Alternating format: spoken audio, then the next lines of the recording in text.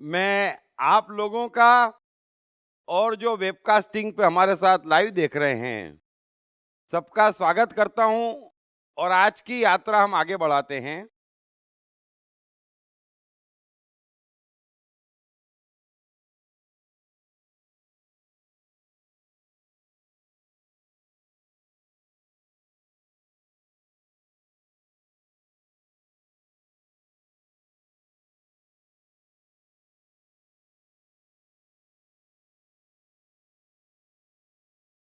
आज का पहला श्लोक है, कृष्ण अर्जुन से कह रहे हैं कि हे अर्जुन, तू मुझ में मन को लगा और मुझ में ही बुद्धि को लगा। इसके उपरांत तू मुझ में ही निवास करेगा, इसमें कुछ भी संशय नहीं है।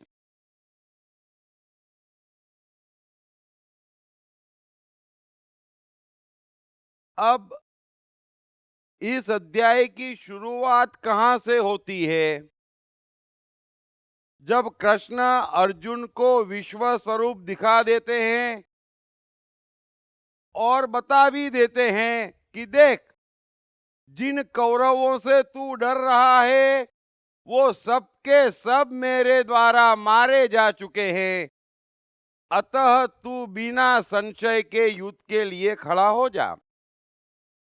और कृष्ण को ये पक्की उम्मीद रही होगी, थी ही, कि अब गीता समाप्त हो गई, अर्जुन युद्ध के लिए खड़ा हो जाएगा। लेकिन अर्जुन का भय गहरा था और मैंने आपसे कहा कि इस प्रकृति की रचना ही कुछ ऐसी है कि यहाँ मनुष्य को अपने द्वारा अपना उद्धार करना है।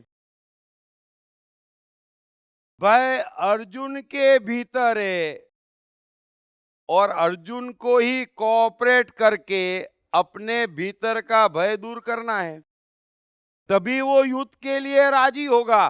बाकी कितनी ही बातें कर ले, कितना ही समझा लें, ऐसा नहीं है। सभी मनुष्य हैं और सभी को समझ में भी आता है ना? लेकिन अगर भीतर भय है, अगर भीतर लोभ है, तो वो समझना काम नहीं आता है। इतनी सी बात है। ऐसा कोई भी नहीं है जो समझता नहीं है। सो कृष्ण गीता में बड़ी स्पष्टता से कहते हैं कि मनुष्य आप अपना मित्र, आप अपना शत्रु है। अब अर्जुन युद्ध के लिए राजी नहीं होता तो वो ये तो नहीं कह सकता कि मैंने आपका विश्व स्वरूप नहीं देखा, या अभी भी मुझे डाउट है कि आप जैसा कह रहे हैं वैसा है कि नहीं। वो ये भी नहीं कह सकता कि मैं कैसे मान लूं कि कौरव आपके द्वारा मारे जा चुके हैं, मुझे तो 100 के 100 जिंदा दिख रहे हैं, है ना? लेकिन वो ये सब भी नहीं कह सकता और युद्ध के लिए खड़ा नहीं हो सकता, क्योंकि भीतर का भय अभी दूर नहीं हुआ है। और जब तक भय है, कोई ज्ञान काम नहीं आता, है ना? जब तक मन में लोभ है, कुछ भी काम नहीं आता। सो अर्जुन पूछता है कि हे कृष्ण, मुझे एक बात बताएं, मैं सगुण परमात्मा को पूजूं या अविनाशी को? किसका पूजन करने वाला श्रेष्ठ है?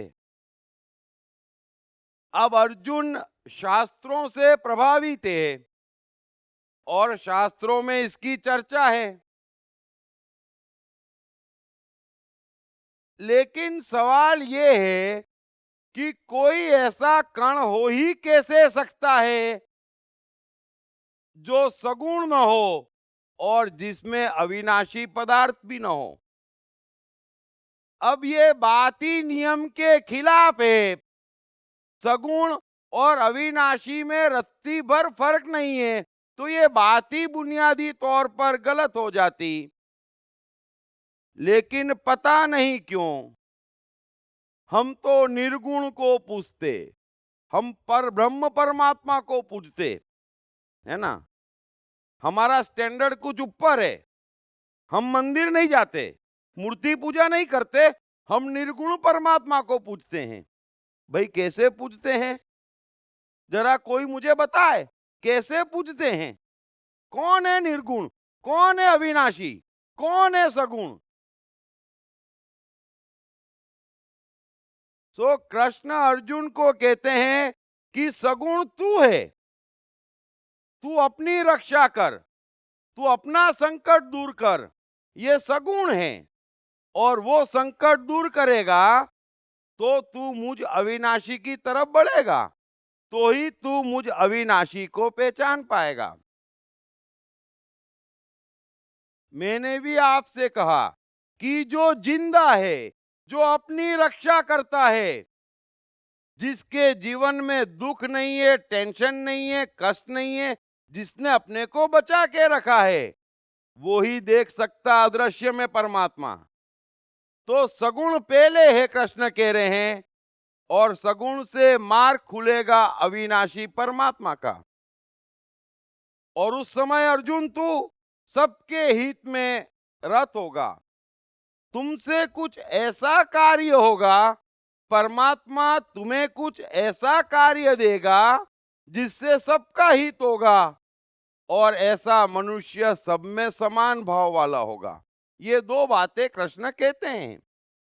अब सगुण मतलब मूर्ति कहां से आ गई, और निर्गुण या अविनाशी मतलब परब्रह्म कहां है? परब्रह्म, परब्रह्म का अर्थ समझते हैं?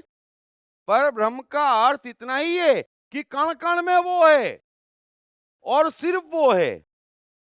बस इस बात का एहसास हो जाए तो इस बात का एहसास हो सकता, उसे पूजा कैसे जा सकता। अब जब तक मेरा कोई नाम है, मेरा अपना कोई जीवन है, मैं वैसे ही सबसे अलग हूं, मेरा खुद का अस्तित्व है, तो मैं परब्रह्म की बात कैसे कर रहा हूं? सो इस बात को समझना, ये सबको समझने की जरूरत है कि संसार का कोई ऐसा कण, कोई ऐसा मनुष्य, कोई ऐसा जानवर, कोई ऐसा पेड़ पौधा नहीं जिसमें सगुण न हो और जिसमें अविनाशी न हो। सगुण परिवर्तित है, अविनाशी परमानेंट है। यहां पे कोई भी कण मिटाया नहीं जा सकता, और हर कण का अपना एक सगुण रूप है, और उस रूप को कोई बदल नहीं सकता। पत्थर पत्थर है। हाँ, आप आर्टिस्ट हैं तो उस पत्थर को तराश कर बढ़िया मूर्ति बना सकते। आप आर्किटेक्ट हैं, उस पत्थर को तराश कर आप खूबसूरत घर बना सकते। समझ लेना, आप खूबसूरत घर बना सकते, लेकिन पत्थर का जो गुण है वो पत्थर का ही रहेगा। उसमें रत्ती भर कोई परिवर्तन कोई नहीं ला सकता है। सो पत्थर का सगुण है, वो पत्थर का है, और पत्थर कभी मिटने वाला नहीं है। वो उसका जो अविनाशी गुण है, उसको जो देख लेगा वो तमाम चिंताओं से मुक्त हो जाएगा। सो कृष्ण यही कह रहे हैं कि हर मनुष्य में सगुण है। पहले तू सगुण को पूज, अपने सगुण को पूज। अभी तेरा जो सगुण है वो संकट में है, वो टेंशन में है, वो भयभीत है। पहले उसकी रक्षा कर, तुझे अपने आप अविनाशी दिख जाएगा, वो भी तेरे भीतर है। अर्जुन, तेरा भी परिवर्तन होना है।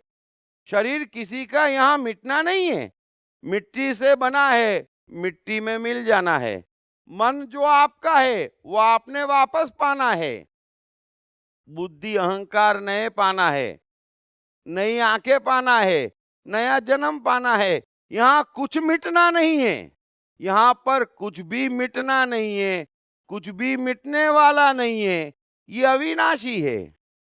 और इसका ज्ञान तभी हो सकता, इसकी झलक उसी को मिल सकती जिसका सगुण मजबूत है, जो खुद जिंदा है, अब कोई टेंशन में है, और उससे कह दे सब माया है, वो बोलेगा कोई माया नहीं है, मेरा ब्लड प्रेशर चेक करो, असली है ना। आप समझें, कहां अविनाशी को देखेंगे। सो मूर्ति कहीं से भी सगुण नहीं है, मूर्ति का गुण मूर्ति का ही रहेगा। अच्छी आर्ट हो सकती, मकान का अच्छा आर्किटेक्चर हो सकता, लेकिन उससे पत्थर का स्वभाव नहीं बदलता, नहीं बदलने वाला नहीं बदल सकता, न बदला है। ऐसा नहीं है कि जिस गाड़ी में मूर्ति है वो सगुण रूप से प्रकट हो जाती, जिस मूर्ति को आप चढ़ावा चढ़ाते वो खा जाती नहीं, उसका स्वभाव पत्थर का ही रहता है, पत्थर का ही रहेगा। तभी तो कबीर कहते, पत्थर पूजे हरि मिले, तो मैं पूजू पहाड़। अरे इससे तो चक्की भली, पीस खावे संसार। अरे पत्थर का गुण है तो उसके गुण का उपयोग करो, उसकी चक्की बनाओ, कम से कम संसार खाएगा तो सही। तो समझना कि सगुण का अर्थ मूर्ति नहीं है, सगुण का अर्थ है साक्षात कृष्ण, सगुण का अर्थ है साक्षात बुद्ध, सगुण का अर्थ है साक्षात क्राइस्ट। मीरा कबीर जब जीवित थे वे सगुण थे, और ये महान मनुष्य से जब वे जीवित थे उनमें से किसी की भी सेवा नहीं हुई, है ना, किसी पे विश्वास नहीं करा, सबको सताया, मारा, थकाया, हराया और भगाया। सगुण की सेवा नहीं हुई, एक कृष्ण नहीं संभाल पाया कोई। ये गीता का 12वां अध्याय है। अर्जुन भी थका रहा है, बुद्ध को कितना थकाया, क्राइस्ट को सूली पे लटकाया, सगुण ही थे। एक क्राइस्ट आपसे नहीं संभला, अरे 20 आदमी नहीं मिले जो क्राइस्ट में झांक लेते कि आदमी कुछ हमसे अलग है। इतना ही काफी है, इतना ही काफी है।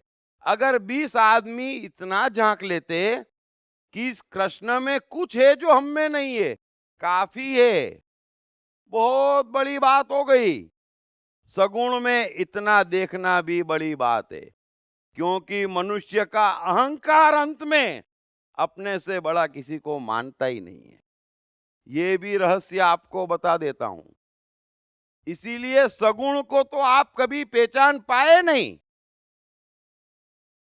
और मूर्ति में सगुण है नहीं तो किसी को कष्ट नहीं होता। करोड़ों लोग आज पहचान गए कृष्ण को, बुद्ध को, क्राइस्ट को, और जब जीवित थे, सगुण रूप में थे, तब 20-30 आदमी ने नहीं पहचाना था। जरा ये कमाल तो देखे अपना। और इस श्लोक का ऐसा अर्थ निकालने वाले तो बड़ा कमाल कर रहे हैं। उनकी कोई बात कृष्ण की गीता से मैच नहीं खाती, उनकी कोई हरकत मैच नहीं खाती। ये वो ही लोग हैं जिन्होंने जीते जी बुद्ध को, क्राइस्ट को, कबीर को, मीरा को सताया। और यही लोग सगुण का अर्थ, परमात्मा की मूर्ति, परमात्मा का मंदिर, चर्च, मस्जिद ले आते। और यहां कोई किसी से कम नहीं है। अगर मुसलमानों में बुद्ध की पूजा नहीं होती तो कब्र सही, इमारत सही, बात में बुनियादी बड़ा फर्क कहीं पड़ता ही नहीं। तो दुकान की बात अलग है, आप जीवित है और जीवित ही सगुण हैं। लेकिन कबीर कहते ना कि जिंदे को सुनत नहीं, मुर्दा बोलत नहीं, जिंदे को खिलावत नहीं। कबीर जब जीवित थे कितने लोगों ने उनको भोजन पे बुलाया।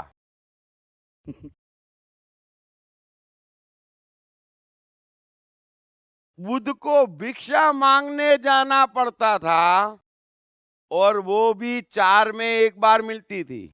अब बुद्ध द्वार पे खड़े हैं सगुण साक्षात। जरा सोचें, बड़ी श्रद्धा है सबकी, बड़ा मंदिर जाते हैं, बड़े धार्मिक हैं। अरे आप वो ही हैं, कोई नए नहीं है। जीवित थे बुद्ध, एक रोटी देने में तकलीफ जाती थी, बेइज्जती कर भगाते थे, जीवित थे। और आज मूर्तियां पूजी जा रही है, विशाल विशाल काय मूर्तियां बनाई जा रही है। किसको उल्लू बना रहे हैं, किसको धोखा दे रहे हैं? बुद्ध को।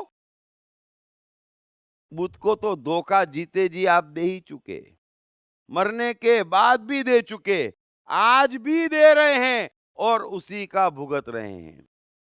इसीलिए कृष्ण कहते हैं कि सब में अंतर्यामी रूप से मैं मौजूद हूं, जिंदों में, है ना। कृष्ण ये नहीं कहते कि मुर्दों में मैं मौजूद हूं, तो वो मौजूद हैं। मैं बार बार कहता हूं, अगर एक जिंदा लड़का आ जाता, वाकई होनहार है लेकिन गरीब है, स्कूल की फीस नहीं भर पाता, तो हम बड़ी रूडली कह देते, है तेरे भाग्य में पढ़ना नहीं लिखा है, तेरे भाग्य में पढ़ना है ही नहीं, भाग, हमने थोड़ी पैदा किया है। ऐसे ऐसे जवाब देने में हमको कोई शर्म नहीं आती। और जाकर कहां चढ़ा आते हैं, जहां सगुण है ही नहीं। मनुष्य का ये गुनाह है और ये माफी योग्य गुनाह नहीं है और उसी का भुगत रहा है। मैं तो बोल के गया, समझना हो समझ ले। इस संसार को रोने का कोई भी कारण नहीं है, ये अपनी गलतियों का भुगत रहा है, चाहे मनुष्य हो, समाज हो, देश हो। वरना मनुष्य पे संकट होना ही नहीं चाहिए, मनुष्य दुखी होना ही नहीं चाहिए, मनुष्य असफल होना ही नहीं चाहिए। लेकिन सगुण को तो कोई पूजता नहीं, अपनी तक फिक्र कोई करता नहीं, अपने को मारने को भी तत्पर, दूसरे को मारने को भी तत्पर, किसी को जिंदा देखना चाहता नहीं। और कहां कहां सेवा कराता, कहां कहां सेवा कराता। अरे कबीर ने 4 ड्रेस में पूरा जीवन निकाल दिया, साईं बाबा ने निकाल दिया। किसने दे दिया, किसने खिला दिया साईं बाबा को? और आज करोड़ों रुपए का मंदिर बना रहे हैं। अब वो साईं बाबा तक नहीं पहुंचना है, वो तुम सबने खा जाना है, कहीं नहीं पहुंचना है। वो जीवित थे, सज्जन थे, सरल थे, भोले थे, जानते थे, कुछ नहीं दिया। यहां या तो आदमी आश्रय आश्वासन वालों को दिया था, गुंडे बदमाशों को दिया था, नेता को दिया था, ब्यूरोक्रेट्स को दिया था, लेकिन जरूरतमंद को किसी कीमत पर नहीं देता, ना अपनी आवश्यकता की पूर्ति करता। सो कृष्ण क्या कह रहे हैं? कृष्ण ये कह ही नहीं रहे हैं कि तू सगुण को पूज, निर्गुण को पूज। अरे तेरे को युद्ध करने को कहा था, ये पूजने की बात कहां से आ गई? कृष्ण भी आश्चर्यचकित थे। जरा गौर करना अपने जीवन में, कर्म करने की बारी आती तो हम आश्रय आश्वासन ले आते। अरे कर्म करने की बारी है, युद्ध करने का कहा है परमात्मा ने, आपको कर्म करने का कहा है, आप ये कहां से ले आते? अरे धर्म जीवन है, ये सामने है, ये साक्षात है, न कल था न कल आने वाला है, आज अभी यही है। जो जिंदा है, जो जीवन है, बस वही धर्म, वही परमात्मा है। और कौन सा परमात्मा है और कौन सा जीवन है? लेकिन जिंदों को पूछत नहीं, मुर्दा आके बोलत नहीं, जिंदों को देवत नहीं, मुर्दा खावत नहीं, मुर्दा खावत नहीं, उसको दिए चले जा रहे हैं, जिंदों को देवत नहीं। कैसे चलेगा ये? और ऐसे ऐसे शास्त्रों के अर्थ अगर निकलते रहे और मनुष्य भ्रमित होता रहा, तो मजा लेने वाले तो मजा ले ही रहे हैं। मैं पहले ही कह चुका हूं, आज मनुष्य सबसे ज्यादा आनंदित है। उसके पास आनंद उत्सव के न जाने कितने साधन है, कितनी संभावनाएं हैं। फिर भी अगर वो उलझा रह गया, उसका भाग्य। जो निकल गया, उसके लिए अवसर है। हर पल परमात्मा को अनुभव करने का अवसर है, और परमात्मा जीवन है। जीवन से आगे आप झांकते ही क्यों है? धर्म की कोई भी बात होती, मैं कितनी बार कहता हूं, आपके भीतर की बात है।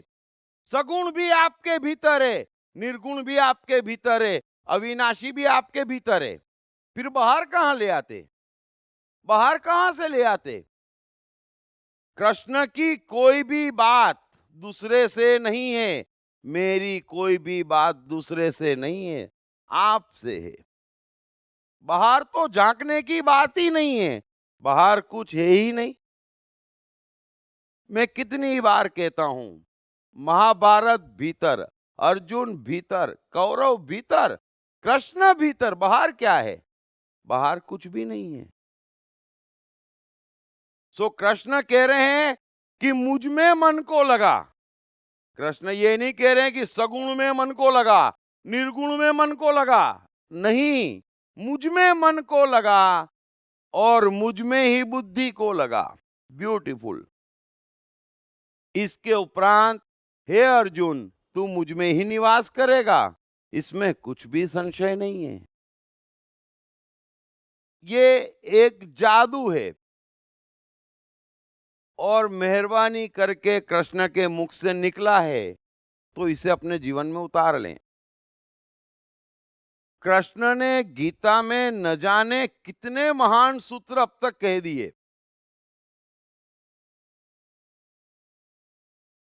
फायदा उठा लो। कृष्ण कह रहे हैं कि मुझ में मन को लगा और मुझ में बुद्धि को लगा। हमारे भीतर कृष्ण है, परम चैतन्य है, इतना शक्तिशाली है जिसकी किसी को कल्पना ही नहीं है। ऐसा समझना कि आपके पास अणुबम है और आप मांगते क्या फिर रहे हैं, क्योंकि आप जानते नहीं कि आपके पास अणुबम है। शक्ति का विस्फोट है भीतर। उस परम चेतना में कृष्ण कह रहे हैं, तू मन को लगा और बुद्धि को लगा, फिर तू मुझ में ही निवास करेगा। मेरा तेरा 24 घंटे का साथ हो जाएगा। और मैं कौन हूं, वो तो तुझे पिछले अध्याय में ही बता दिया था, है ना? वो आपके भीतर है। मनुष्य समझने को तैयार ही नहीं है। ये जो ब्रह्मांड आप बाहर देखते हैं और जितना भी देखते हैं, वो पूरा का पूरा विश्व आपके भीतर है। वो पूरा का पूरा विश्व आपके भीतर है। इसीलिए तो कृष्ण कहते हैं कि सब कुछ वासुदेव है, क्योंकि जो कुछ बाहर है वो सब मेरे भीतर है। ये मनुष्य चेतना किसको कहते हैं? अरे कमाल है ये। तो थोड़ा उसको पहचाने, थोड़ा उसको समझें। आप राजाओं के राजा हैं, इतने शक्तिमान है जिसकी कल्पना नहीं है, और मांग क्या रहे हैं? हे प्रभु, मुझे शनि से बचा ले। अरे शनि क्या करेगा, रवि क्या करेगा, तुम ही अपने दुश्मन हुए पड़े हो। तो अपनी इस महान सत्ता को, इस महान शक्ति को पहचाने। और कैसे? कृष्ण कह रहे हैं कि मुझ में मन को लगा, मुझ में बुद्धि को लगा। अब आप थोड़ा गौर करना, ये एक सूत्र भी पकड़ लेंगे, थोड़ा सा भी चमत्कार हो जाएगा। कृष्ण कह रहे हैं कि तुम्हारे भीतर तीन चीजें हैं, हे अर्जुन, एक मैं हूं, एक मन है और एक बुद्धि है। अब मन तुमको चलाता, बुद्धि तुमको चलाती और तुम उससे चलते। मत कर ऐसा। दोनों को मुझ में लगा, दोनों को मुझ में लगा। बस एक सूत्र काफी है। बुद्धि क्या है? बुद्धि है द्वंद। जो तोड़ के देखती वो बुद्धि है। थोड़ा सा समझ लेना। अब आज के बाद अगर आपको कोई चीज विभाजित लगती है तो आप समझ लेना इस समय हमारी कृष्ण चेतना काम नहीं कर रही है, क्योंकि कृष्ण को कुछ भी विभाजित नहीं है। अच्छा बुरा, पाप पुण्य, लाभ हानि, मान अपमान, सफलता असफलता, मेरा तेरा कुछ भी नहीं। अगर आप इतना तय कर ले कि कोई भी कार्य जो आप करने की सोच रहे हैं उसमें थोड़ा सा भी द्वंद्व है तो रुक जाओ। कुछ फायदा होगा नहीं और नुकसान ही होगा। फिर आप कितना ही सोच लें जरूरी है, आप कितना ही सोच लें पवित्र है, आप कितना ही सोच लें कि नहीं किया तो घाटा हो जाएगा, मैं आपको किमिया दे रहा हूं। द्वंद्व दिखता है, रुक जाओ। समझ लो कृष्ण चेतना काम नहीं कर रही है, ये बुद्धि उकसा रही है। नहीं जाना, नहीं करना, जो होना है हो जाने दो, जो होना है हो जाने दो। बुद्धि को मुझ में लगा, वो द्वंद से भगाती ना, उसको मुझ में लगा कि नहीं ऑर्डर नहीं हुआ है। समझ लेना अभी कृष्ण का ऑर्डर नहीं हुआ है, क्योंकि कृष्ण द्वंद नहीं देखता। कृष्ण की चेतना द्वंद से पार है, वो बुद्धि से पार है। इस बात को समझना, इस बात को समझना। यूं तो आसान है और यूं डिफिकल्ट है। मैं पूछूंगा आपसे कि आप बताएं ऐसा कर्म जो आप करना चाहते या करेंगे और कैसे करेंगे जिसमें द्वंद नहीं है। द्वंद है कृष्ण चेतना। परमात्मा आपके साथ नहीं है, परमात्मा आपके साथ नहीं है, छोड़ो ना, कुछ नहीं होना है।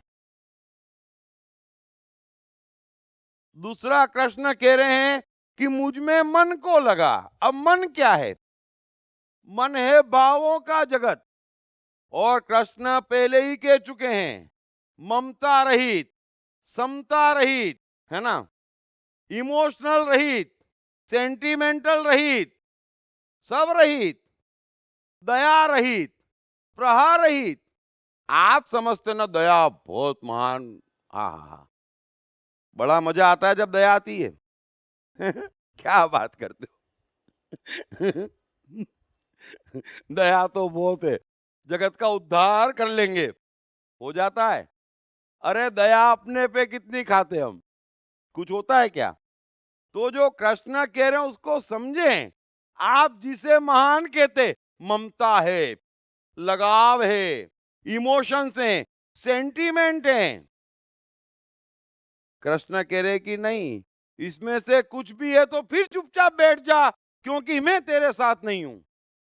अब ये दो के पार आपकी कृष्ण चेतना है, और इतनी ब्यूटीफुल है, इतनी ब्यूटीफुल है कि जो मनुष्य इन दोनों से बच गया और अपने जीवन की कमान कृष्ण के हाथ में दे दी।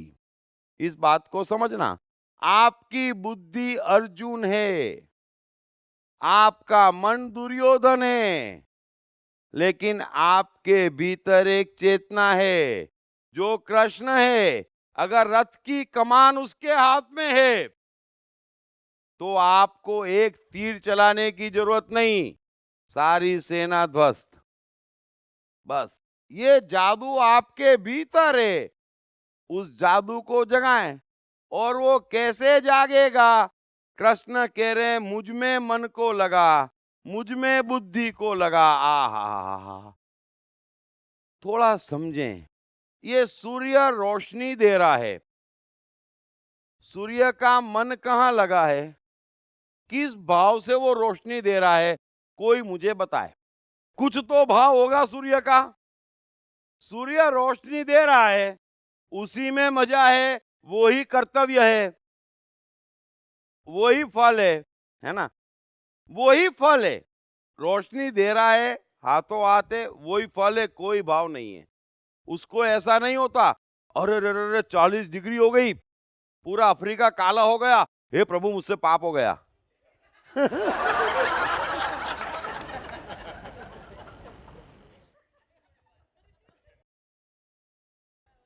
है ना? आप थोड़ा समझें, परमात्मा की दुनिया की लीला समझें।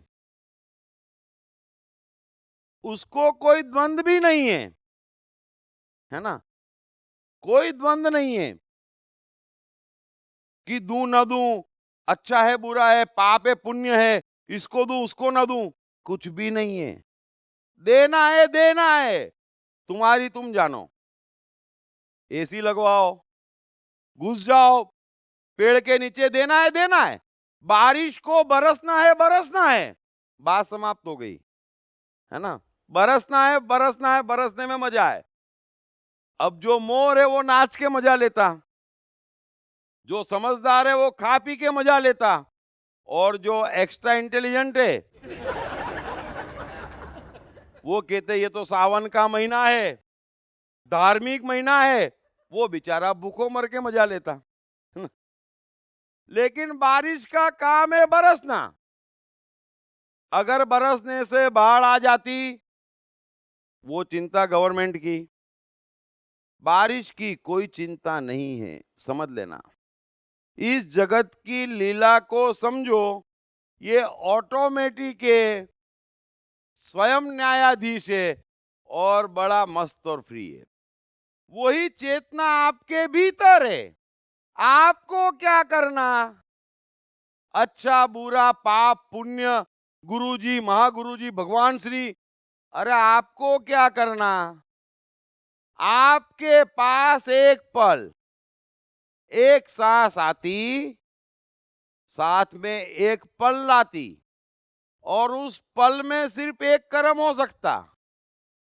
अब वो एक कर्म कभी भी अच्छा बुरा पाप पुण्य तेरा मेरा सेंटिमेंट दया ममता कुछ भी नहीं हो सकता, सिर्फ कर्म हो सकता है। इस बात को समझना। बस कर्म हो गया, बात समाप्त हो गई। मेरी क्या चिंता, मुझे क्या करना, मुझे कुछ नहीं करना, न बुद्धि लगाना न मन लगाना, मुझे क्या करना, मुझे कुछ नहीं करना। ये एक सबसे बड़ी ब्यूटीफुल आर्ट है। इसमें बैठ गए 5 साल में अंबानी, 5 साल में एडिसन, 5 साल में स्टीव जॉब्स, इसमें बैठ गए। बस कोई कला सीखने की जरूरत नहीं है। जो कृष्ण कहते हैं ना, सब कलाओं का राजा है। मुझ में मन को लगा, मुझ में बुद्धि को लगा, इस तरह तू मुझ में निवास करेगा। अरे तेरे से ज्यादा मैं जानता हूं क्या पाप है क्या पुण्य है?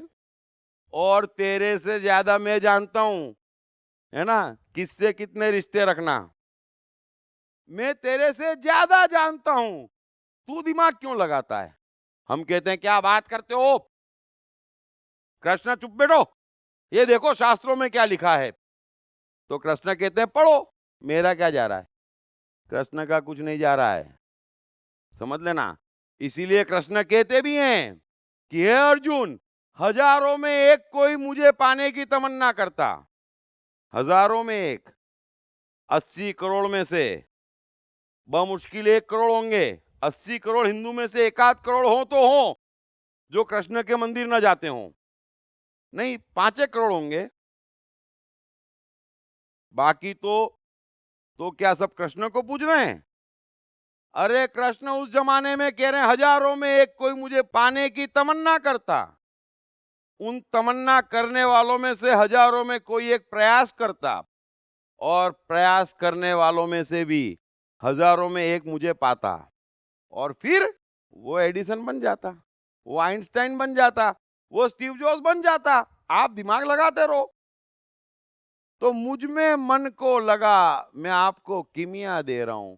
अगर कोई भाव के कारण आप दौड़ रहे हैं, थोड़ा समझें। अभी किसी का हाथ कट गया, अरे अरे हु क्या, रोने लग जाते हैं, दया आ जाती है, ये हो क्या रहा है। अरे उस समय उसको ठीक करना आपका कर्तव्य है, जितना ठीक कर सकते।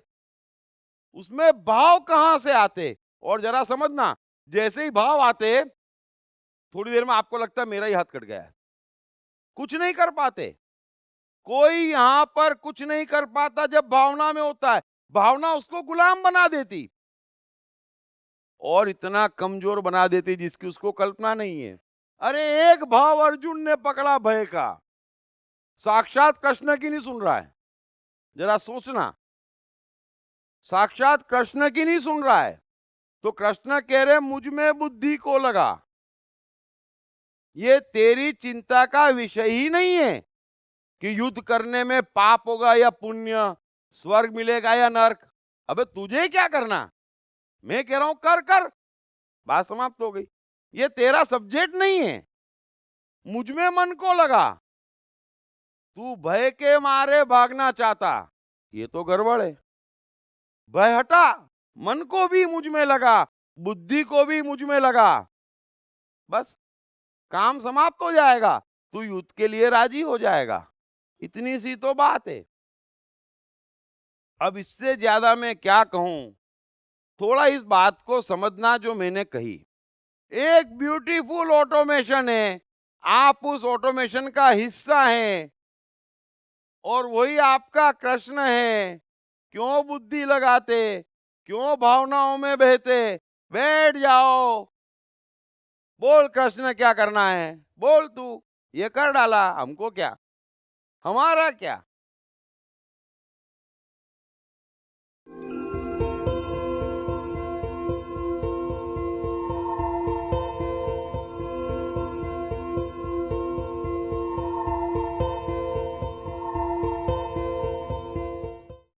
मैं कृष्ण हूँ विश्व की ऐसी पहली किताब है जिसमें कृष्ण के संपूर्ण जीवन को गहरे रिसर्च के बाद एक सिलसिलेवार कहानी के रूप में लिखा गया है। दीप त्रिवेदी द्वारा लिखित इस किताब में कृष्ण स्वयं अपने जीवन की कहानी को बतलाते हैं और अपने हर कर्म के पीछे के मुख्य कारणों पर चर्चा करते हैं। ये किताब अंग्रेजी, हिंदी तथा गुजराती में सभी प्रमुख बुक स्टोर्स और ई-कॉमर्स साइट्स पर उपलब्ध है। कैसे अनपढ़ एडिसन 1000 से ऊपर पेटेंट्स रजिस्टर करवाने वाले वैज्ञानिक हो गए, कैसे पेट्रोल पंप पर पेट्रोल भर रहे धीरू भाई इतने बड़े व्यवसायी हो गए, कम पढ़े लिखे व स्कूली शैतान कैसे स्टीव जॉब्स हो गए। सफलता के पैमाने अनेक, कारण सिर्फ एक, मन की शक्तियाँ। मन की शक्तियों को जगाने तथा एक सुखी और सफल जीवन जीने के लिए पढ़िए दीप त्रिवेदी की बेस्ट सेलिंग किताब मैं मन हूँ। आगे कृष्ण कह रहे हैं, यदि तू मन को मुझ में अचल स्थापन करने के लिए समर्थ नहीं है तो हे अर्जुन, अभ्यास रूप योग के द्वारा मुझको प्राप्त होने की इच्छा कर। कोई बात नहीं, अगर आप इसी क्षण, कृष्ण कह रहे हैं इसी क्षण, अगर आप मन बुद्धि को मुझ में नहीं लगा सकते पूरी तरह तो कोई बात नहीं। अभ्यास रूप योग के द्वारा, यानी मन में एक तय तो करो, मन बुद्धि को इंस्ट्रक्शन तो दो कि भाई ये गड़बड़ नहीं चलेगी, तुम्हारे भरोसे कुछ मिलता नहीं है, तुम हरी हरी घास दिखाते हो लेकिन सब सूखी निकलती है, कोई फायदा नहीं है। तो जरा शांत रहो, मुझे सुनने दो उसकी आवाज, वो क्या कहता है उसकी भी तो सुनूं। वो क्या जादू है उसमें जी के तो देखूं। कृष्ण कह रहे तू कोशिश तो कर, तू तो कोशिश ही नहीं कर रहा है। तेरा पूरा खेल मन बुद्धि पे टिका है, भय लोभ पे टिका है।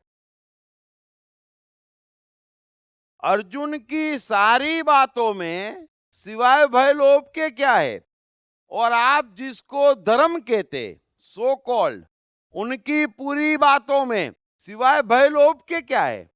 और जहां भय लोभ है वहां कृष्ण की चेतना नहीं है।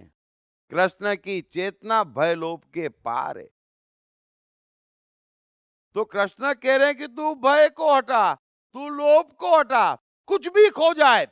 कृष्ण ने कह दिया, मैंने कर दिया, मुझे क्या सोचना, कुछ भी खो जाए। कृष्ण कह रहे हैं कि मेरे कहने पे तू युद्ध कर, मुझे तेरे साथ में रख। अगर युद्ध करते करते तू मारा भी गया ना, तो भी मुझको प्राप्त होगा। इससे ज्यादा क्या कह सकते। अरे कृष्ण चेतना से कर्म निकला, आपने किया, बीच में बुद्धि और मन को लाने की जरूरत क्या। और वो है तो नहीं करना, बैठ जाओ।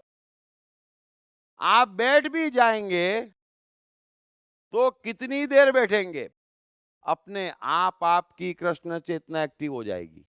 क्योंकि कोई यहां बैठने के लिए नहीं आया है, लेकिन अभी आप बैठते भी नहीं, 24 घंटे बुद्धि और मन दौड़ाते, भाव के धक्के आते, दौड़ पड़ते, द्वंद्व से दौड़ पड़ते और दौड़ते ही रहते।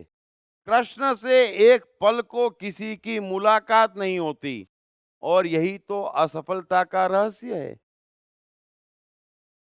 सो कृष्ण कह रहे हैं तू अभ्यास तो कर, भय लोभ को हटा। तू जितने कारण युद्ध से भागने के दे रहा है, उसमें भी सिवाय भय लोभ के क्या है, जरा बताएं मुझे। अर्जुन जितने भी कारणों से, सो कॉल्ड कारणों से कह रहा है कि मैं युद्ध नहीं करूंगा, उसमें भी सिवाय भय लोभ के क्या है, कुछ भी नहीं है। जरा समझना इस बात को, बड़ी गहरी बात है। तो कृष्ण कह रहे हैं कि तू भाग या युद्ध कर, मुझे कुछ लेना देना नहीं है, लेकिन तू मेरी चेतना से चल। मुझे बता कि तू भागना चाहता है क्यों, विदाउट भय, विदाउट लोभ, कारण बता, अब भी भागने देता हूं। कौन मना करता है, आप समझना। सवाल भागने का या युद्ध करने का तो बात का है, सवाल यह है कि आपके निर्णय में भय और लोभ है। वो तो है ही, क्योंकि द्वंद्व है या भाव है, तो भय लोभ है। अब भय लोभ है, आप कुछ भी कर लो, जमीन आसमान एक कर लो, कुछ नहीं होना है, कुछ भी नहीं होना है। और ये कला तो सीखनी चाहिए।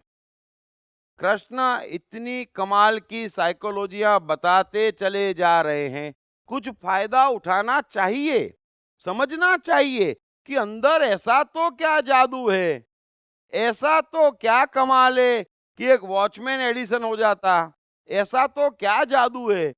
और हम दूर से देखें, बाहर से देखें, तो हम जिस परिवार में पैदा हुए, एडिसन से अच्छा है ना, स्टीव जॉब्स से अच्छा, वॉल्ट डिज्नी से अच्छा।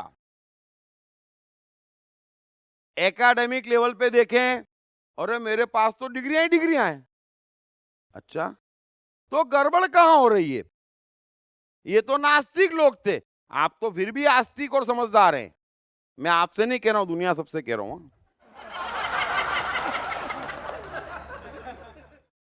तो गड़बड़ कहां हो रही है, इस बात को कोई समझने को तैयार ही नहीं है कि गड़बड़ कहां हो रही है। गड़बड़ इतनी सी है कि उनके साथ कृष्ण था, आपके साथ नहीं है। आप रखने को तैयार ही नहीं है। आपको लगता है कि सबसे बड़ी कोई लायबिलिटी है तो आपकी कृष्ण चेतना है, हर एक को ये लगता। अरे वही तो एक असेट है, उसके आसपास तमाम मन की शक्तियां हैं, जादू है, मजा है। आप मजा भी नहीं समझते, आनंद भी नहीं समझते, कंसंट्रेशन भी नहीं समझते, ऊपरी ऊपरी। अरे भीतर भीतर भीतर भीतर एक मजा, आप कहते मजा आया, मीरा को तो मालूम भी नहीं पड़ रहा है मजा आया। मजा ही मजा है, मजा है, मजा है, मजा है, कुछ मालूम ही नहीं उसके अलावा उसको। एक मजा वो भी है। जरा डायमेंशन पहचाने कृष्ण चेतना का, इतना गहरा है, इतना गहरा है और इतना मस्त है, इतना शक्तिशाली है। तो कृष्ण कह रहे हैं अर्जुन से कि चल, यदि तू एक पल में स्थिर नहीं भी कर सकता तो कम से कम मेरे भाई तू तय तो कर।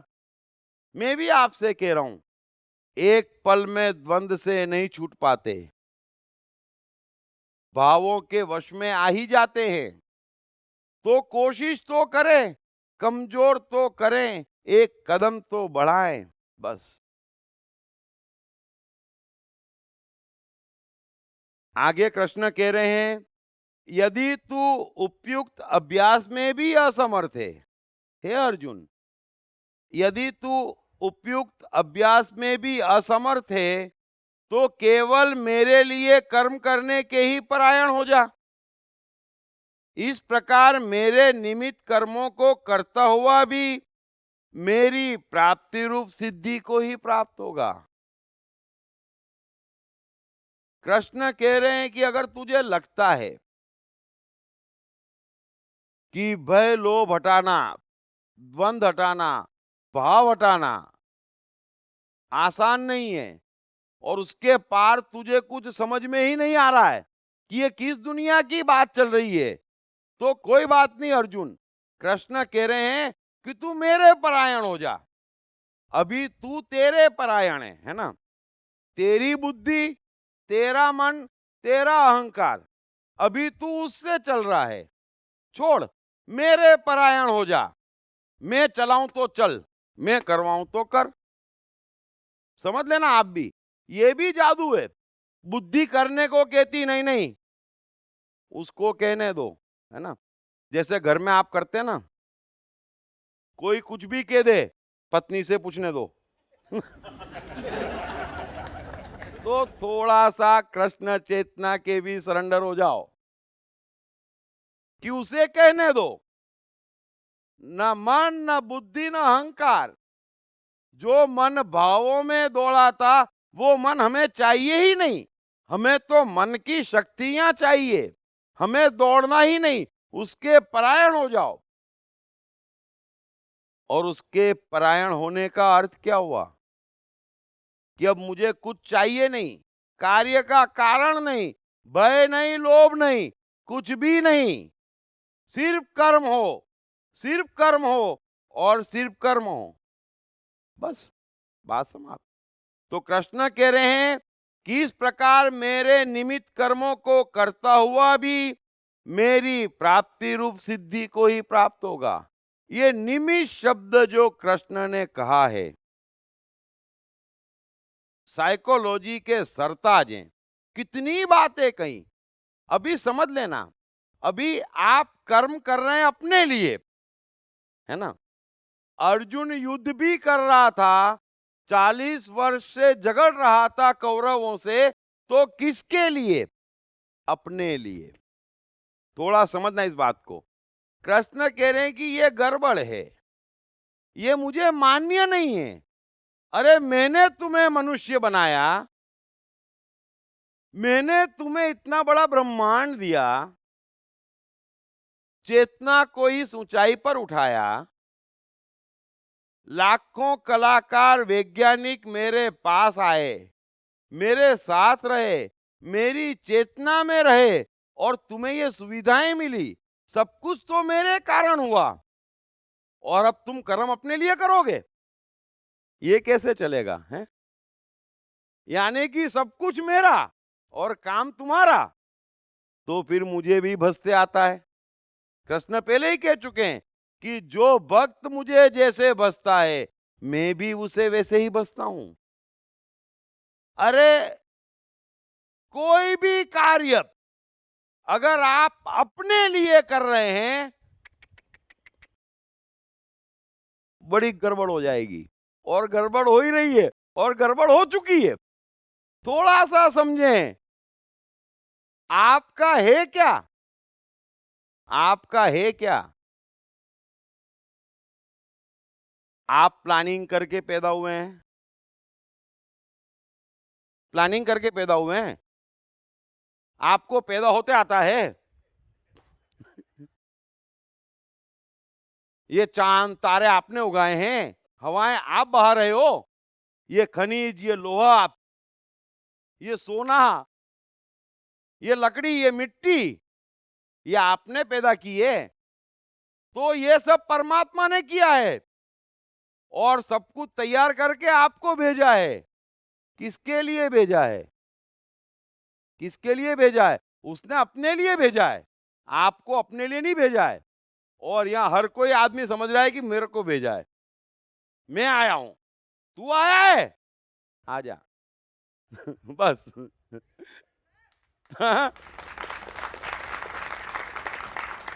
थोड़ा सा वाकई जीवन की हकीकत को समझे। हम समझ क्या रहे हैं? कृष्ण कह रहे हैं कि तू निमित्त हो जा। तू युद्ध अपने लिए कर रहा था, अभी भागना भी अपने लिए चाह रहा है। कुछ मेरे लिए भी तो चाह। अरे अर्जुन, तू 70 वर्ष क्रॉस कर चुका है। एक बार मेरे भाई तुझे हंसते नहीं देखा है ना? जब देखो तब रोता का रोता। तो अपने लिए तू बहुत कुछ कर चुका, मेरे लिए कर। जिस युद्ध के मैदान में खड़ा खड़ा तू इस समय रो रहा है ना, कांप रहा है ना, उसमें मस्ती से ना भर दूं तो बताना। कृष्ण कह रहे तू कर्म मेरे लिए कर, निमित्त हो जा। तुझे क्या करना? तू क्यों करेगा? तू है कौन? तू है कौन? मैं आगे बढ़ूंगा, मैं कमाऊंगा, ये मेरे बच्चे, ये मैं। तू है कौन? तू कुछ नहीं, और तेरा परिवार, तेरा धर्म, तेरे भगवान, तू कुछ नहीं। और ये सब और जुलूस, सबको एक साथ निपटा रहा हो। थोड़ा समझना। तो मेरे परायण हो जा, मेरे लिए कर्म कर, तेरे लिए मत करे, बस। और कायदे से, थोड़ा समझना, कायदे से हर कोई निमित्त है, चॉइस है भी नहीं। आप निमित्त हैं, ये कोई समझता भी नहीं।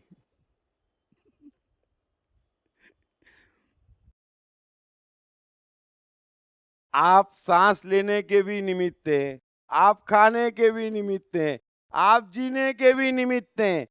लेकिन ऐसा भ्रम फैल गया है और अपने को ऐसा भ्रमित कर रखा है कि यहां किसी को कुछ समझ में ही नहीं आ रहा है। युगों से किसी को कुछ भी समझ में नहीं आ रहा है। और ये सीधी बात कोई समझने को तैयार नहीं है कि मनुष्य जीवन का अर्थ क्या है, जीना। और आप जी कैसे सकते? उसके साथ रहकर ही जी सकते जिसने इस सृष्टि की रचना की है ना? उसको हटाकर आप जी नहीं सकते। अच्छा, वो हमारे आपके जैसा भी नहीं है कि मान ले कि प्रभु मैं हज जाता, मैं धागे पहनता, मैं मंदिर जाता, मैं तेरे साथ हूं। अच्छा, ये सब कौन करता? मैं करता। तो मैं का हूं? वो यही तो कह रहा है, मैं हूं का। ये सब तो तू तेरे लिए कर रहा है। मैं कहां हूं? मैं कहां हूं? जरा खोजें, वो कहां है? जबकि होना उसी को चाहिए, वही वो होना चाहिए, वही वही होना चाहिए। सब कुछ वासुदेव का होना चाहिए। वासुदेव का है क्या? भगवान भी आपका है, मंदिर भी आपका है, धर्म भी आपका है, उसका है क्या? उसका तो कुछ भी नहीं है, उसका तो कुछ भी नहीं है। ये मेरे कृष्ण की मूर्ति है, मेरे। कमाल है। आप अपने लिए कितना ही कर लें, मैं सबको चैलेंज देता हूं, पूरी जान लगा दें, कुछ नहीं होगा, कुछ भी नहीं होगा। अर्जुन 40 साल से कोशिश कर रहा है। यहां पर जो बैठे हैं, जो सुनेंगे, जो सुनते चले जाएंगे, वे भी अपने जीवन का गणित बिठाएं। कितने साल से अपने लिए कर रहे हैं। जीवन ऐसा नहीं है, इतना कष्ट, इतनी मेहनत, इतना टेंशन, ये जीवन नहीं है। दिक्कत ये है कि हम अपने लिए कर रहे हैं, जबकि हम निमित्त है परमात्मा के। और निमित्त का अर्थ ही है कि मेरा क्या? मेरा कुछ भी नहीं। अभी डॉक्टर सर्जरी करता चलो फीस लेता। हम्म? वो सर्जरी करता, उसका क्या? फीस अपनी जगह है, उससे ज्यादा तो कुछ भी नहीं है। वो पूरा ट्राई करता मरीज को ठीक करने का। मरीज ठीक होता नहीं होता, वो 10 मिनट बाद क्या करता? दूसरा ऑपरेशन करने चला जाता। समझ लेना, वैसे ही हम हैं, हम डॉक्टर हैं। हमने ऑपरेशन किया, बात समाप्त। फिर कृष्ण ने बोला दूसरा ऑपरेशन रेडी, टक टक। और उस ऑपरेशन के बाद क्या हो रहा है, ऑपरेशन क्यों करे, ये हमारी चिंता ही नहीं है। ये हम क्यों चिंता करते? क्योंकि हम अपने लिए करते।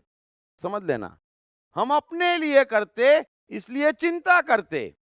जब अपने लिए नहीं करते तो आप कर्म करते, भले पूरी ईमानदारी से करते, और फिर हट जाते।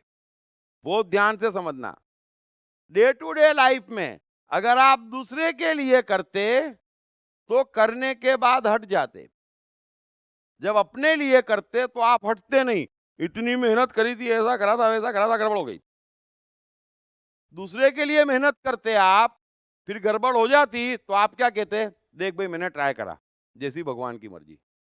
तुरंत गौर करना, आप किसी की भी मदद करेंगे, किसी का भी काम करेंगे, और काम अगर किसी कारण से नहीं हो पाएगा तो इमीडिएट आप क्या कहते हैं? जैसी प्रभु की मर्जी, मैंने तो पूरी कोशिश की, है ना। डॉक्टर भी यही कहता, मैंने पूरी जान लगाई, आगे गॉड इज ग्रेट, है ना। तो जब हम दूसरे के लिए करते तब हमको समझ में आता कि हाँ, गॉड इज ग्रेट। जब अपने लिए करते तो कोई ये नहीं कहता कि मैंने पूरी मेहनत करी, आगे जैसी भगवान की मर्जी थी, खूब नुकसान करवा दिया। कोई नहीं कहता, गड़बड़ हो गई, ये हो गई, दुनिया खराब हो गई, भाग्य में नहीं था, रेखाएं बराबर नहीं थी, जमाने भर के कारण लाता। क्यों? तो थोड़ा समझना और गौर करना। आप कर्म करने के निमित्त हैं, सिर्फ निमित्त हैं, और निमित्त बनते भी सीखना पड़ेगा। कृष्ण कह रहे हैं कि अगर तू सीधे मुझ में मन बुद्धि नहीं लगा सकता तो ये तय कर, अपने मन बुद्धि को समझा कि भय लोभ पैदा नहीं करना। अगर वो भी नहीं हो सकता तो मेरे परायण हो जा और कर्मों का निमित्त हो जा। निमित्त को भय नहीं, निमित्त को लोभ नहीं। अगर मैं कर्म परमात्मा के लिए कर रहा हूं, मैं तो निमित्त मात्र हूं। अरे भाई, इतनी बड़ी सृष्टि, इतनी बड़ी दुनिया बना के उसने मुझे पैदा किया, तो मेरे आने का पर्पस वो जानता होगा, है ना। कोई बेमतलब तो यहां पैदा नहीं होता। एक गुलाब का फूल भी अकारण पैदा नहीं होता। यहां पर कुछ भी अकारण नहीं होता। तो इतनी बात समझें कि अगर उसने भेजा है तो कोई कारण है, और वो कारण उसे पता है। आपकी चिंता क्या है? बस सो निमित्त हो जाएं। और मैं उम्मीद करता हूं कि आपको निमित्त शब्द समझ में आ गया होगा। तो कृष्ण कह रहे हैं कि तू युद्ध करने का निमित्त हो जा। युद्ध अटल है। अब तू कह रहा है कि इसमें हिंसा होगी, तो यही बात कृष्ण कह रहे हैं अर्जुन से कि मेरे भाई, मैं पिछले 30 साल से तुम लोगों को समझा रहा हूं, कोने कोने के राजाओं को समझा रहा हूं कि युद्ध में हिंसा होगी, जरा आपस में मिलजुल के निपटा लो मामला। तब तो हम आधा राज्य नहीं लेंगे, और अब तो छोड़ेंगे नहीं। और दुर्योधन बोलता कुछ दूंगा नहीं, किसने सुनी मेरी। और आज जब युद्ध अटल हो गया तो तू कह रहा युद्ध पाप है। जब 30 साल से मैं कह रहा था तो मैं रणछोड़ दिख रहा था सबको, हैं? समझ लेना। और आज जब मैं कह रहा हूं कि अब अटल है, तो जो युद्ध तू तेरे लिए करना चाहता था वो युद्ध तू मेरे लिए कर, बस खेल जा, और जो होना है हो जाने दे। तू दिल खोल के युद्ध कर, वो कर्म मेरे लिए करेगा तू, फिर उसके परिणाम की चिंता तुझे नहीं करनी है, उसके परिणाम की चिंता मैं करूंगा, और मैं परिणाम तय भी कर चुका हूं। अब क्या बात है? तुझे निमित्त होना है, तुझे युद्ध नहीं करना है, तुझे युद्ध मेरे लिए करना है, अपने लिए नहीं करना है। मैं यही आपसे कह रहा हूं, आप कुछ भी करते हैं तो थोड़ा समझें कि आप निमित्त हैं। आप खाना खाते तो क्यों खाते? जरा गौर करना। भूख लगती इसलिए खाते। तो आप ऐसा समझें कि भूख लगने की निमित्त में मैं भोजन दे रहा हूं, है ना? जिंदा रहने की निमित्त में मैं भोजन खा रहा हूं। थोड़ा थोड़ा, थोड़ा थोड़ा अपना मैं हटाएं। मैं अपने लिए कर रहा हूं, उसको थोड़ा दूर करें। तब आप असली निमित्त में बैठ जाएंगे। असली निमित्त में बैठ जाएंगे। आपके पास ऑप्शन नहीं है, आप निमित्त हैं। अगर 3 गुंडे एक बच्चे को पीट रहे हैं तो उस क्षण आप उसको बचाने के निमित्त हैं। हर हाल में निमित्त है। आपको निमित्त होना पड़ेगा। अब फल परमात्मा के भरोसे है। हो सकता है बच्चे को 2 पड़े, आपको 4 पड़े, है ना, बचाने में। तो वो परमात्मा का प्रसाद है, समझ लेना। वो भी परमात्मा का प्रसाद है। आपको क्या करना? आपको तो सिचुएशन कह रही है निमित्त बन जा, बचाने का या पिटने का। तो जान लगा ले बचने की, न बच पाए तो पिटने की। लेकिन तू निमित्त है। कृष्ण अर्जुन से यही कह रहे हैं, अब तू युद्ध करने का निमित्त हो जा। अगर युद्ध करते करते मर जाए तो भी मान लेना जैसी प्रभु की मर्जी, और वो मर जाए तो भी प्रभु की मर्जी, तेरा क्या है? लेकिन हमारे यहां ऐसा नहीं होता। हारता भी मैं, जीतता भी मैं। फर्क समझना। अर्जुन कह रहा है कि हे कृष्ण, हम ये नहीं जानते कि कौन जीतेगा, हम या वे। अरे ना तू जीतेगा ना वो जीतेगा। मैं भी आपसे कह रहा हूं, न तुम जीतोगे न वो जीतेगा। न तुम सफल होगे न तुम असफल होगे। सफल भी परमात्मा होगा, असफल भी परमात्मा होगा, बस। और परमात्मा को असफलता पसंद नहीं है ना? अगर मैं उसके लिए कर रहा हूं और फेल हो रहा हूं तो फेल कौन हो रहा है? फिर आपको कहने का अधिकार मिलता बड़ी बड़ी बातें कर रहा था, फेल हो गया है। लेकिन यहां तो मैं अपने लिए कर रहा हूं, मैं अपने लिए कर ही नहीं रहा हूं। एडिसन लाइट अपने लिए नहीं खोज रहा है। थोड़ा सा इस बात का फर्क समझना। सब कुछ परमात्मा को अर्पित है, वो निमित्त है, वो निमित्त है। आप भी निमित्त बनने की कोशिश करें। मैं इस पूरे विज्ञान को आपको समय साइकोलॉजी में समझाऊंगा कि कैसे निमित्त बने आज, अभी, इसी क्षण। अगले क्षण की आवश्यकता नहीं है, लेकिन बड़ी गहराई में आपको अपना सिस्टम समझना पड़ेगा। फिर मैं स्टेप बाय स्टेप बताऊंगा कि आप यहां बैठे हैं, अब कुछ मत करो, इसी क्षण से निमित्त बन जाओ, तो आगे क्या क्या और कैसे कैसे होगा। लेकिन अभी जो कृष्ण कह रहे हैं उतना ही समझाते हुए मैं कह रहा हूं कि मन बुद्धि को उसमें लगाओ, अपने लिए कर्म मत करो। आप हैं कौन? आपने किया क्या? आपका है क्या जो अपने लिए जी रहे हो? बस। अपने लिए कर्म क्यों कर रहे हो? और आपके कर्म की ताकत कितनी? आप क्या कर लेंगे? आप पढ़ेंगे तो 28 साल के होंगे, तब जाके कुछ एमएससी एमएससी की डिग्री लेके आएंगे। अगर अपने लिए पढ़ेंगे तो तब तक एडिसन न जाने कितने प्रयोग कर चुका था। आप अपने लिए पढ़ेंगे तो पहले ग्रेजुएट होंगे, फिर एनिमेशन सीखने जाएंगे। अरे तब तक कम से कम 20 धंधे वॉल्ट डिज्नी कर चुका था। थोड़ा ये फर्क सबको समझना पड़ेगा। हो क्या रहा है? 25 साल तो मनुष्य अपने लिए पढ़ता, फिर शादी कर लेता और 2-3 साल में समझ जाता हो गया जीवन का द एंड, है ना? ज्यादा उम्मीद कुछ भी नहीं, अब जितना फैलावड़ा है उसको समेट के चुपचाप किसी तरह जीवन काट लो। यहाँ हर कोई इसमें लगा है। जीवन बहुत बड़ा है, उसके लिए कर्म करो, ये एक कला सीख जाओ, आप निमित्त बन जाओ। आप क्यों करते?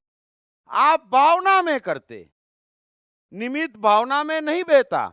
अगर सामने किसी का हाथ कटा है, निमित्त नहीं देखता दोस्त है कि दुश्मन है, इस बात को समझना। निमित्त नहीं देखता मेरा है कि पराया है, निमित्त नहीं देखता। अरे कोई बीमार है तो ठीक किसको करना है? डॉक्टर को। तो निमित्त जानता है कि सब कुछ डॉक्टर के हाथ में है, मेरे हाथ में है क्या? लेकिन नहीं नहीं, ये तो मेरे बच्चे की तबीयत खराब है, तो तेरे हाथ में क्या है? रोना। अबे ये कोई बात हुई? समझ लेना, निमित्त रोता नहीं है, होता है, जीवन है। क्यों नहीं होता? क्या नहीं होता? क्या नहीं हो सकता और क्यों नहीं होगा? आप अपने लिए जीते, उससे आप क्या करते? आप ये मानते कि दुनिया में कहीं कुछ भी हो जाए, है ना? दुनिया में जमाने भर की गाड़ियों का एक्सीडेंट हो जाए, जमाने भर के लोग बीमार हो जाएं, रोज लाखों लोग मरते रहे, लेकिन जिन्हें मैं चाहता हूं उन्हें तो छींक भी ना आए, है ना? बस ये जो सोचने का तरीका है वो इसलिए हो गया है कि आप अपने लिए कर्म कर रहे हैं और आप ये मान के चल रहे हैं अनकॉन्शियस माइंड में, ये हर कोई मान के चल रहा है कि पैदा होने से पहले मैंने भगवान को सामने बिठाया था और 1 to 1 पूछा था कि देख, मैं एक ही कंडीशन में जाऊंगा, मुझे कुछ नहीं होना चाहिए, है ना? और यही सोचकर हर कोई जी रहा है, मुझे कैसे हो गया? अच्छा, बड़े स्पेशल हो यार। मेरे परिवार पे आफत, मेरी गाड़ी का एक्सीडेंट, अरे वेरी गुड। बाप रे बाप, मैं सोचता अच्छा कितने एक्सीडेंट होते, हमको फर्क नहीं पड़ता।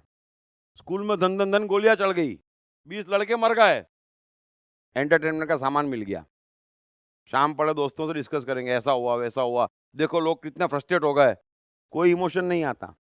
फिर अपने बच्चे को छींक आती, समझ लेना। निमित्त इस तरीके से नहीं सोचता, मैं इतना ही कह रहा हूं, सब में संभाव है, सब कुछ परमात्मा है, आप निमित्त है, अपने भी निमित्त हैं। निमित्त मतलब निमित्त है, मेरा कुछ भी नहीं है, सब कुछ उसका है, बस। सो मैं तो कोशिश कर रहा हूं अपनी तरफ से समझाने की। मैं मन हूं पढ़ने के बाद अब तक लाखों लोगों ने अपने भीतर सकारात्मक परिवर्तन महसूस किया है और अपने जीवन को सुख और सफलता के मार्ग पर लगाया है। आप भी अपने जीवन में ये परिवर्तन आसानी से ला सकते हैं। पढ़िए दीप त्रिवेदी की बेस्ट सेलिंग किताब मैं मन हूं। रण छोड़ने के लिए मशहूर कृष्ण ने अर्जुन को महाभारत युद्ध से भागने क्यों नहीं दिया? क्या थे कृष्ण के स्वयं के रण छोड़ने के और अर्जुन को रण ना छोड़ने देने के कारण? पढ़िए बेस्ट सेलिंग लेखक दीप त्रिवेदी द्वारा लिखित मैं कृष्ण हूँ। ये किताब अंग्रेजी, हिंदी तथा गुजराती में सभी प्रमुख बुक स्टोर्स और ई-कॉमर्स साइट्स पर उपलब्ध है। क्या है सफलता का सार सूत्र? क्या है जीवन को खुशियों से भर देने का मूल मंत्र? जीवन जीने का क्या है सही तरीका? क्या है कर्म और फल का संबंध? क्या है जन्म और पुनर्जन्म का रहस्य?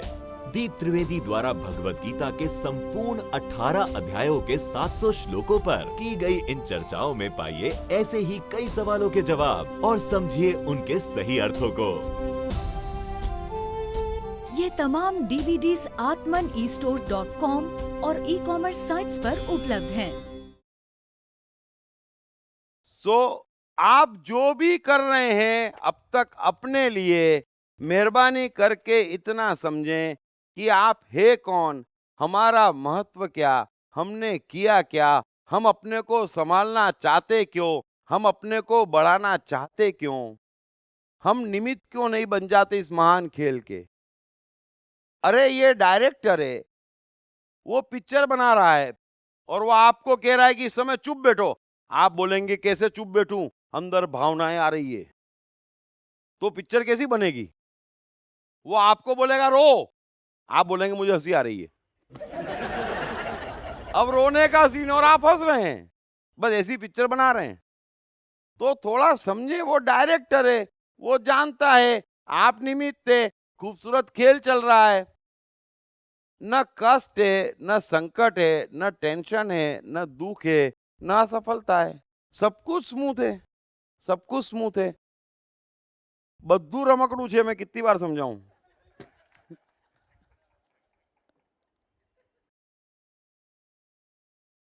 आगे कृष्ण कह रहे हैं कि हे अर्जुन, अब कृष्ण भी धीरे धीरे तो कह रहे हैं, हे अर्जुन, हे मेरे भाई, हे मेरे ज्ञानी, यदि मेरी प्राप्ति रूप योग के आश्रित होकर उपयुक्त साधन करने में भी तू असमर्थ है, अगर तू ये सोचता है कि तू निमित्त भी नहीं हो पाएगा, है ना,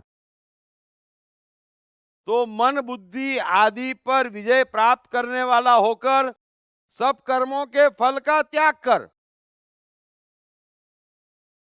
अब कृष्ण भी क्या करे? अर्जुन कह रहा है कि हे कृष्ण, मैं समझ गया कि आप परमात्मा है, परम ईश्वर है, आपकी मर्जी बगैर पत्ता नहीं हिलता। मैं ये भी समझ गया कि आप कौरवों को मार चुके हैं।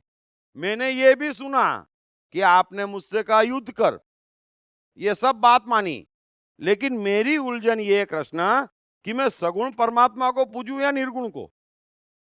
इससे ज्यादा कमाल तो कुछ हो ही नहीं सकता है। अबे इस समय पूजन की बात कहां से आ गई?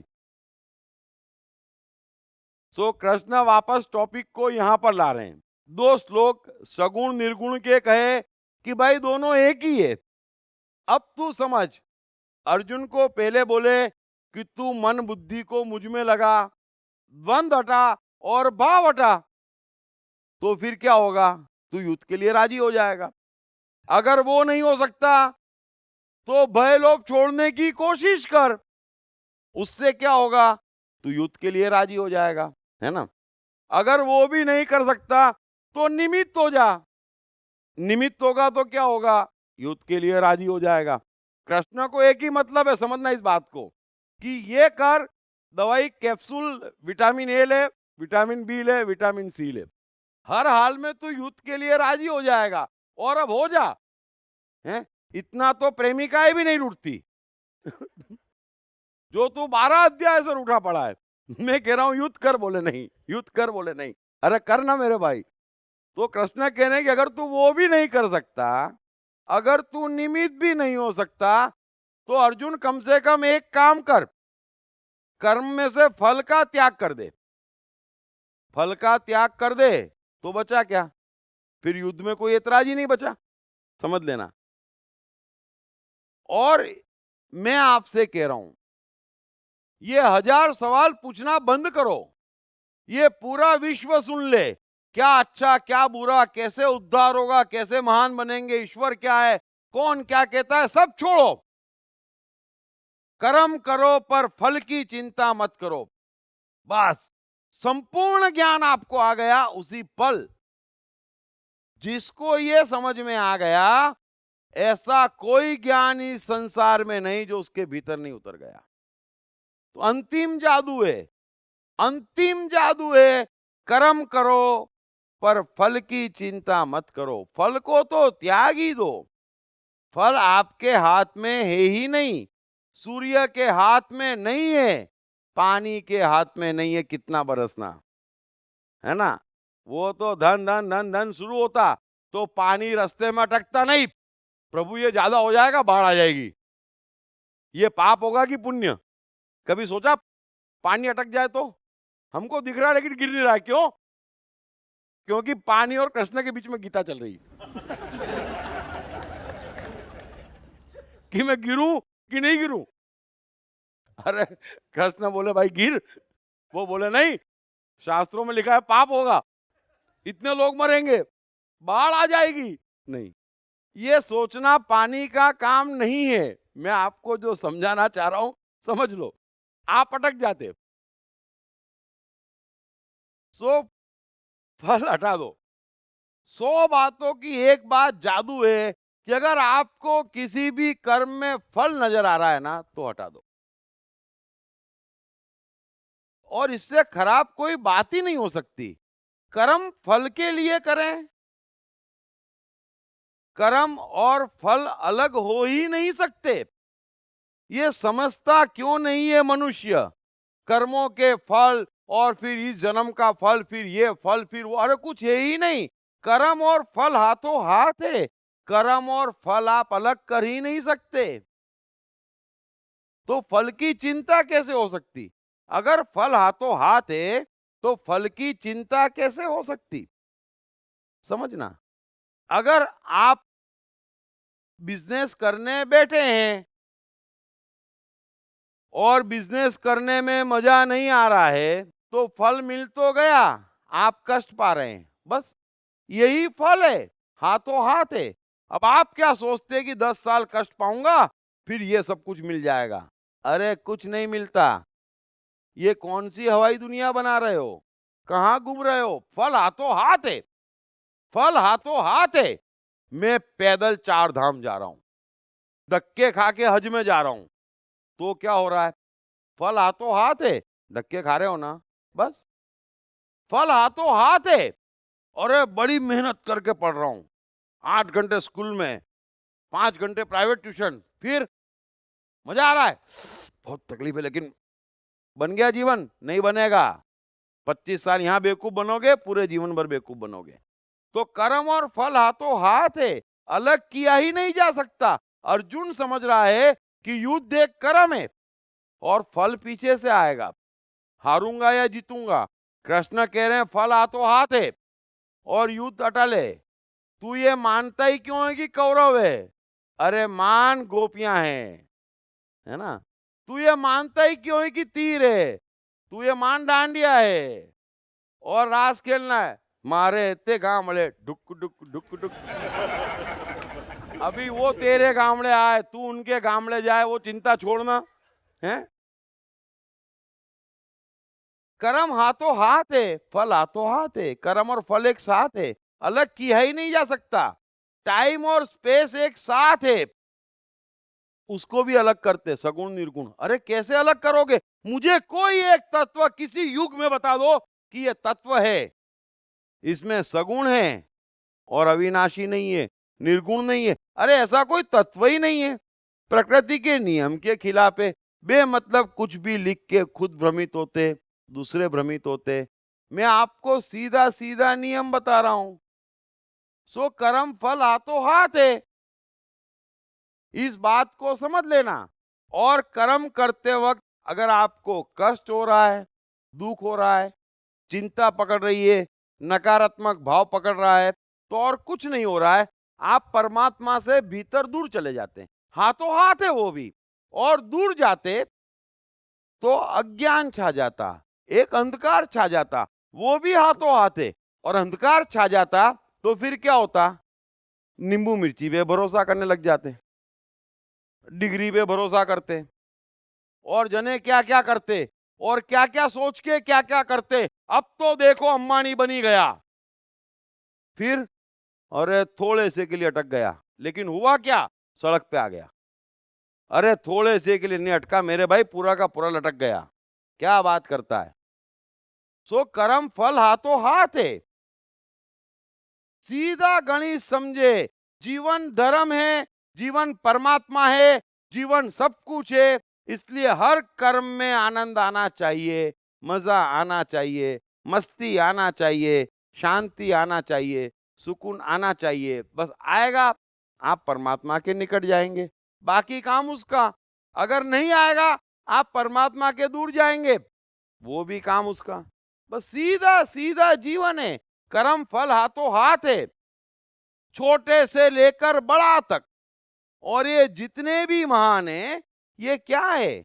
अपनी मस्ती में जी रहे हैं, करने का मजा लूट रहे हैं, करने का मजा लूट रहे हैं।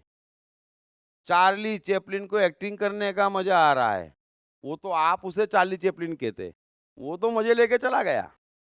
समझ लेना। माइकल जैक्सन को डांस करने का मजा आ रहा है। आप कह दो अरे कितने बड़े बड़े उसके वो थे, क्या आइलैंड थे और क्या था, अरे होगा ना, किसको पड़ी है, क्या हो रहा था, क्या आया, क्या पाया, क्या खोया, छोड़ो। जितनी देर नाचा, मजा ले लिया। तो जिसको मजा आ रहा है, जिसको पढ़ने में मजा आ रहा है, वो चमत्कार कर रहा है। सो कृष्ण कह रहे हैं कि यदि तू उपरोक्त में से किसी भी साधन को करने में कठिनता महसूस कर रहा है, तो तुझे एक जादू बताता हूं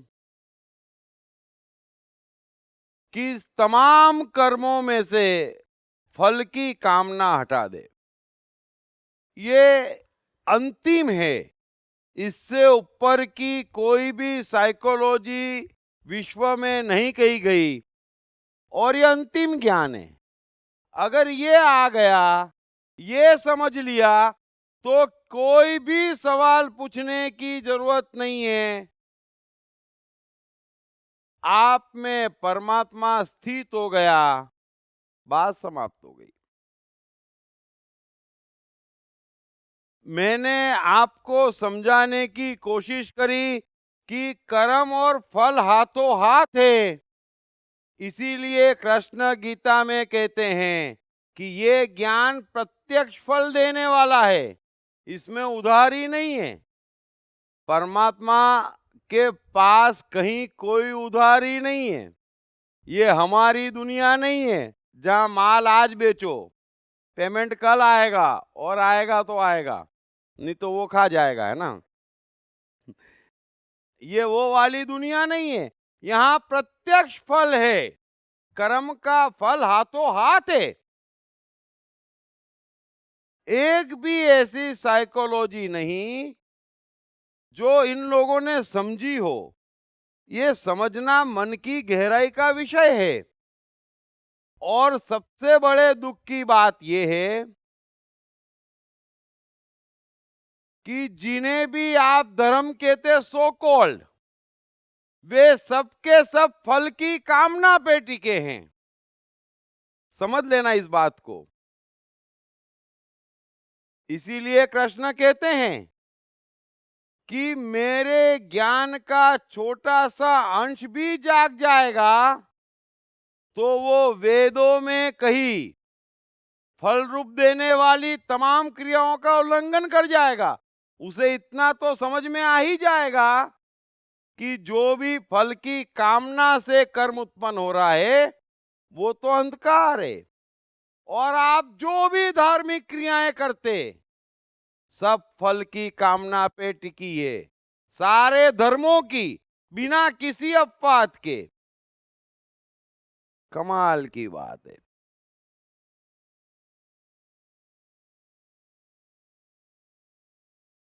भारत में किसे भी पूछो गीता क्या है, अरे उसमें एक महान सूत्र है।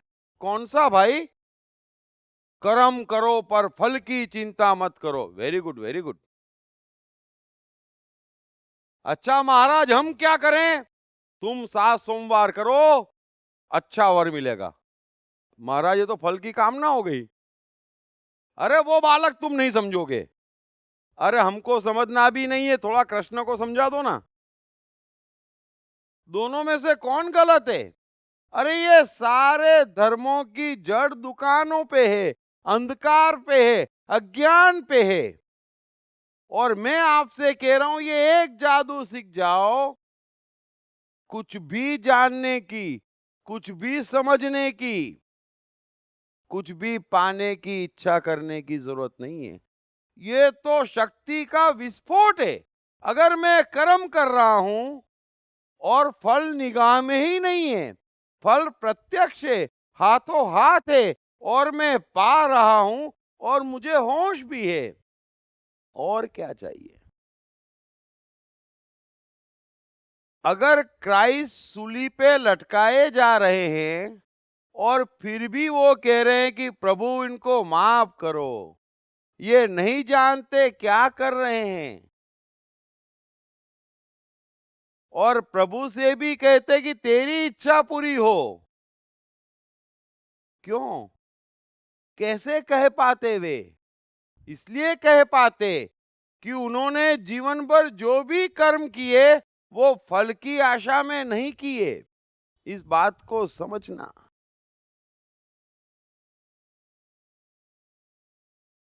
कृष्ण गीता में स्पष्ट कहते हैं कि फल का हेतु रखने वाला दीन है, उससे ज्यादा गरीब कोई नहीं है। अरे नहीं चाहिए मुझे अच्छा वर, नहीं चाहिए मुझे सुख, नहीं चाहिए मुझे सफलता, फिर महाराज मैं क्या करूं, मुझे फल चाहिए ही नहीं, तो मैं तुमको बेवकूफ नहीं बना पाऊंगा, है ना? समझ लो इस बात को। ये जितने भी पंडित मौलवी पादरी ये धर्म वाले चिल्लाते, आप एक ही बात बोले, हमें फल नहीं चाहिए महाराज, क्या करें? क्या करें? एक आदमी जवाब नहीं दे पाएगा। अरे हम राजा हैं, हम क्यों कुछ मांगे? अरे उसमें अकल नहीं है, उसको होश नहीं है, उसमें शक्ति नहीं है कि हमें क्या देना, कब देना और कितना देना।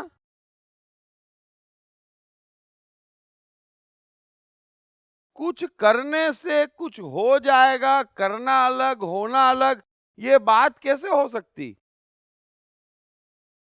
अरे आपकी उंगली कटती, खून हाथों हाथ निकलता, दर्द हाथों हाथ होता, सब कुछ यहां पर हाथों हाथ है, उधार कुछ भी नहीं है।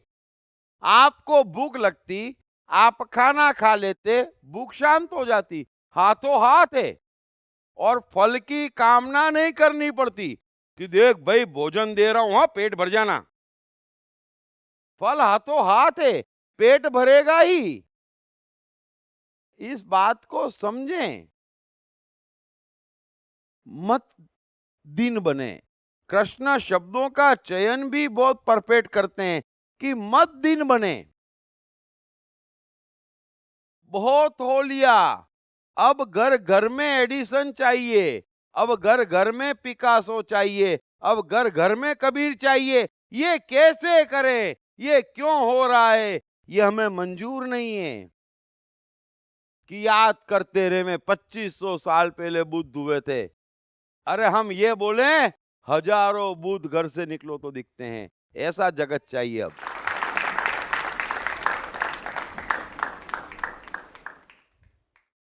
हमारे पास अवसर है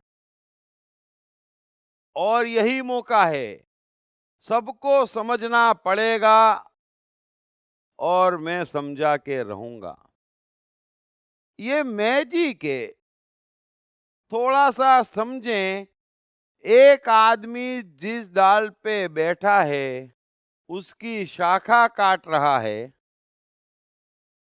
क्या कभी वो कल्पना कर सकता, भगवान से मांग सकता कि मुझे महाकवि बना देना, भले ही मैं कितना ही मूर्ख हूं? यहां मांगना नहीं है और वो जादू की छड़ी है। क्या धीरूभाई अंबानी ने फल की आशा करी थी कि प्रभु आज तो ठीक है मैं पेट्रोल पंप पे पेट्रोल भर रहा हूं, लेकिन कल मुझे दुनिया का सबसे बड़ा धनपति टाइम से बना देना, देरी मत करना? अरे कल्पना भी नहीं करी थी, मांगा भी नहीं था, उसे तो कर्म भी नहीं करा था, उसे तो कर्म करने का सवाल भी नहीं है। क्या एडिसन ने कल्पना करी होगी कि आज तो नाइट वॉचमैन की नौकरी कर रहा हूं, कल मुझे दुनिया का सबसे बड़ा वैज्ञानिक बना देना? वो उसका काम है, उस पे छोड़ो, आप अपना काम करो बस। आप फल की आशा में कुछ भी करोगे और फिर इतना क्यों नहीं समझते? कृष्ण कह रहे हैं कि फल की आशा रखने वाला दीन है, दरिद्र है, छोटा है। हम फल की आशा कर करके भी क्या करेंगे? प्रभु जरा 2-3 गाड़ी, 2 कमरे का मकान बस।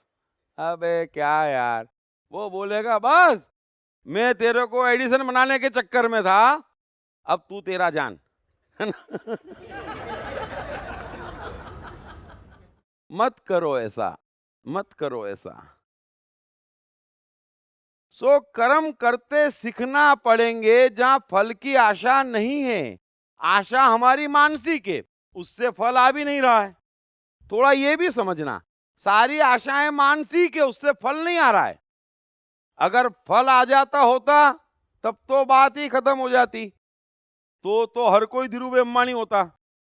लेकिन फल सारे मानसिक हैं, आपके आशा करने से नहीं आ रहे हैं। सो ये तमाम धर्म शास्त्रों को समझना पड़ेगा और सबको ये समझना पड़ेगा कि अब शास्त्र छोड़ो, हमारे पास डायरेक्ट क्राइस्ट अवेलेबल है, कबीर है, लाओ त्सु है, अष्टावक्र है, श्री कृष्ण है। हमें इन मीडिएटरों की और अज्ञानियों की क्या आवश्यकता है? और फिर ये रोज रोज गलत साबित होते, रोज रोज इनमें लिखी बातों पे प्रतिबंध लग जाते, फिर भी ये खड़े के खड़े रहते। ये भी हमारा कमाल है। अब इंद्र पूजा होती थी, अब नहीं होती, और कृष्ण के जमाने से नहीं होती, लेकिन वो शास्त्र वहीं के वहीं अड़ी गए। ये कमाल है।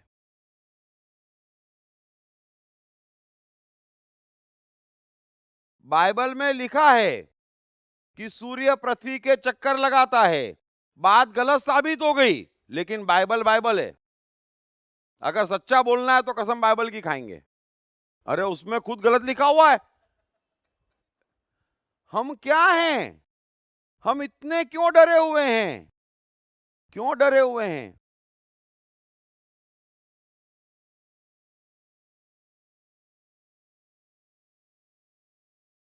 सो मेहरबानी करके आप समझ ले कि निमित्त बनना सीख जाए। फल की आशा नहीं है तो आप कर्म क्यों कर रहे हैं? परमात्मा के लिए कर रहे हैं बस। फल की आशा नहीं है तो आप कर्म किसके लिए कर रहे हैं? परमात्मा के लिए कर रहे हैं। अभी आप अपने लिए कर रहे हैं, बड़ी गड़बड़ है ये गड़बड़ है, बेस में गड़बड़ है। अपने लिए क्या करना है आपको, क्यों करना है आपको, और क्या कर लेंगे आप? छोटा सा सोचेंगे, छोटा सा होगा।